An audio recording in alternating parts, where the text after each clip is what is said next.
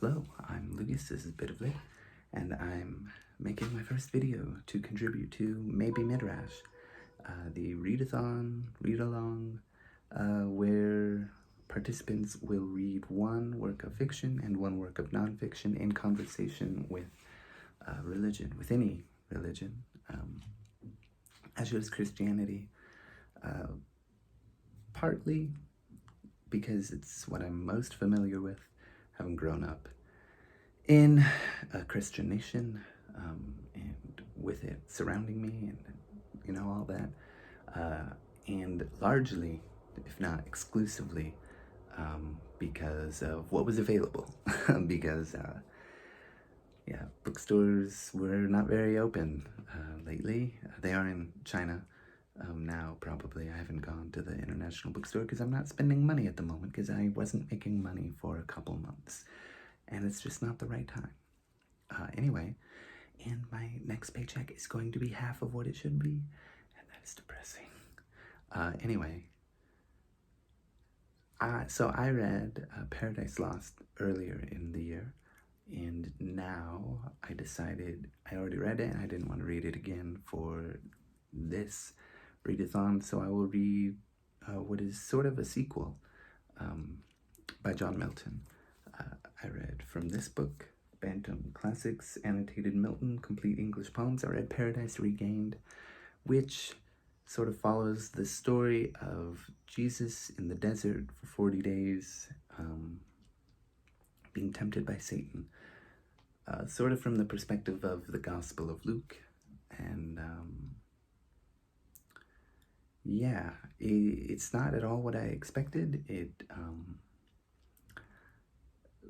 Having just come from Paradise Lost very recently, and having all this extremely high dramatic language and really powerful imagery in that, and these really ornate, beautiful moments of characterization, and it's a really wonderful poem. It's got a lot of depth to it, and it just fills my heart with glee.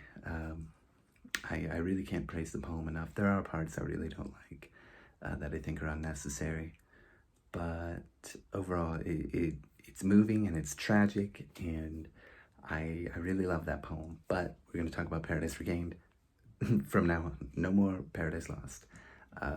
Comparing Paradise Regained to that poem, it doesn't have any of the ornate language, really. It's very kind of, I don't want to say bland, because it still has a lot of meat to it, I suppose. It is much shorter.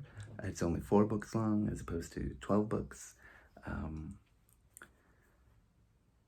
But I would say that maybe it's not bland, but it's simple, or more simple, or maybe more plain. And I think the reason for that is that Jesus is a prominent role, and he's sort of a plain guy that we're supposed to, relate to, and I think very much do in this poem. He's very relatable in a lot of ways. I mean, he's a little holier than thou, and he's kind of misanthropic in some points, relating to some scenes when he's talking to Satan, but it's more complicated than that. It's interesting, at the very least we can relate to him, because he has some very important needs that he has to have. Food, water, shelter. He's in a desert, and I imagine at night it would be freezing because he's in a desert, so we need shelter. And he's got this guy who just won't leave him alone and keeps tempting him with food, with riches, with anything he can think of to throw at him. And that, of course, would be Satan, who in this poem I don't think is nearly as complex. We see a lot of vacillating in Satan's inner psychology in Paradise Lost, which I really, really love. Largely, he ends up doubling down on everything that he thinks, and being sort of petty and mean and brutish, still intelligent, But we can see the pain and the hurt that he goes through in that poem. And in this poem, you don't see that as much. I guess that's fine because it's already been established. But, you know, he felt a lot flatter in this poem, I think. But what is interesting is that, like, as he starts tempting Jesus, he gets more and more desperate, and he becomes more and more pathetic as he tries to tempt Jesus. And I'd like to read just a little bit of something that he said. There's a few scenes that I'd like to read, but I'll just read a little bit of this one. Try and keep this video short because it's gone on a little while, longer than I hoped. Anyway, this is right at the beginning of book 4 in Paradise Regained, after he's thrown everything but the kitchen sink at Jesus to try and tempt him. Perplexed and troubled at his bad success, the tempter stood, nor had what to reply. Discovered in his fraud, thrown from his hopes so oft, and the persuasive rhetoric that sleeked his tongue and won so much on Eve, so little here, nay, lost. But Eve was Eve. Yeah, so, very misogynistic, because, Jesus, he didn't trick Adam, he tricked Eve. And Jesus, he can't trick. They're both the Son of God. But Eve is a woman. Anyway, this little moment here, I think for me as a reader, maybe not so much for John as the poet, it just reeks of desperation and, like, frustration, and he's just so wrought up in his own ego that, it just comes off as really pathetic. And a little bit further, this is a little bit longer. Since neither wealth nor honor, arms nor arts, kingdom nor empire pleases thee, nor aught by me proposed in life contemplative or active, tended on by glory or fame, what dost thou in this world? The wilderness for thee is fittest place. I found thee there, and thither will return thee. Yet remember what I foretell thee. Soon thou shalt have cause to wish thou never hadst rejected, thus nicely or cautiously, my offered aid, which would have set thee in short time with ease on David's throne, or throne of all the world. Now at full age, fullness of time, thy season, when prophecies of thee are best fulfilled. Now contrary, if I read aught in heaven, or heaven write aught of fate, by what the stars voluminous, or single characters in their conjunction met, give me to spell sorrows and labors, opposition, hate, attends thee, scorns, reproaches, injuries, violence, and stripes, and lastly, cruel death. A kingdom they portend thee, but what kingdom, real or allegoric, I discern not.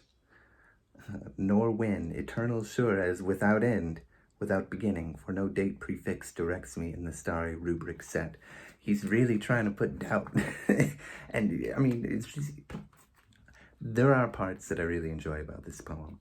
And this is near the end of book 4. So saying, he took, for still he knew his power not yet expired, and to the wilderness brought back the Son of God, and left him there, feigning to disappear. Anyway, none of his tricks work on the Son of God, of course. And I love it. And he throws everything at him, and it's not working, and then he tries to put doubt into Jesus, but then Jesus always gets the upper hand and always sees right through him, which I think is brilliant. And of course he would, I think, because he is the Son of God. And he is God. Anyway, one thing about this poem that I don't really like is that I'm not really convinced that paradise was regained. I mean, he definitely does resist temptation. So that is a step in the right direction, right? Unlike Eve and Adam. But we were to understand from Paradise Lost that paradise would be regained by sacrifice, because there has to be just punishment for disobeying the one thing that they were absolutely not meant to do. So that, I think, is what really brought this poem down for me, is that it just, okay, it doesn't follow the rules that were set up in the first act, in the first poem, I guess. But yeah, it's still really good, and yeah, that's all I've got to say. There was another part I wanted to quote, and I will. And that'll be that. By hunger, this is in book 2. I should have read this first, but that's okay. By hunger that each other creature tames, thou art not to be harmed, therefore not moved. Thy temperance invincible besides, for no allurement yields to appetite, and all thy heart is set on high designs, high actions. But wherewith to be achieved? Great acts require great means of enterprise. Thou art unknown, unfriended, low of birth, a carpenter thy father known, thyself bred up in poverty and straits at home, lost in a desert here and hunger bit. There's a lot to do with hunger and not having things, and yeah, I think he's trying to, look, I can give you food, I can give you the things that you want, I can satisfy your desires, but he might be able to satisfy sort of earthly desires, and try to make him feel low because he's of low birth and a no one, according to the rest of the world, and he's just not important. So why not just take all this? He really does a lot to undermine him, but even if he could give all those things, he can't give Jesus the spiritual things that he needs. And I think if you read this poem, or if you've read it, then you'll see there's a lot of sort of these contrasting ideas closely together, that will show that this poem is brilliant in its own way. It's not as dynamic as Paradise Lost, but yeah, I guess I'm glad I read that part too, because it gave me a little bit more of a talking point. That is my first discussion. Maybe when I do Samson Agonistes, I'll do it a little bit differently. But it's a great poem. I prefer Paradise Lost. I recommend both.